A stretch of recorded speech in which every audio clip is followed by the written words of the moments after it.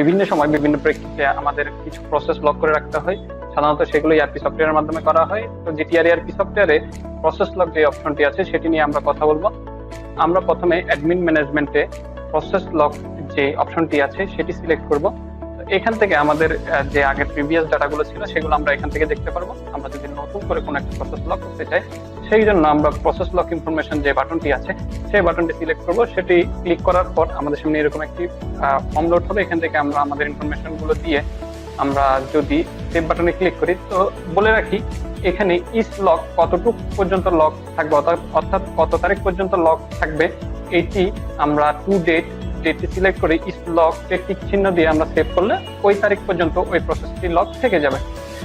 তো আমরা যদি কোনো একটি প্রসেস যেটি লক আছে অলরেডি সেটি যদি আপডেট করতে চাই, তাহলে আমাদের প্রত্যেকটি রেকর্ডের পাশে থাকা যে বাটন এডিট বাটন, সেই এডিট বাটনে যদি ক্লিক করি তাহলে ওই রেকর্ডের যে ফর্মটি সেটি লোড হবে। এখান থেকে আমরা সেই ডাটাগুলো আপডেট করে নিয়ে আমরা এখানে আপডেট বাটনে যখন ক্লিক করব তখন আমাদের ওই প্রসেসটি আপডেট হয়ে যাবে।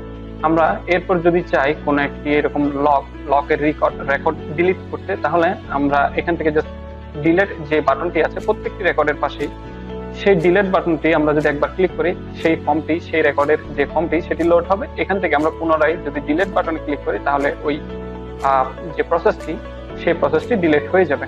আমরা এরপরে যদি সবগুলা রেকর্ড যেগুলো প্রসেস লকের মধ্যে আছে সেই সম্পূর্ণ টেবিলটি যদি ডাউনলোড করতে চাই, তাহলে এখান থেকে export to Excel, export to PDF অথবা প্রিন্ট যে বাটনগুলো আছে, অর্থাৎ এই যে বাটনগুলা, সেই বাটনগুলোর মাধ্যমে আমরা এই প্রসেসটি ডাউনলোড করতে পারি, অথবা আমরা চাইলে এখান থেকে এই বাটনটির মাধ্যমে সরাসরি প্রিন্ট করতে পারি।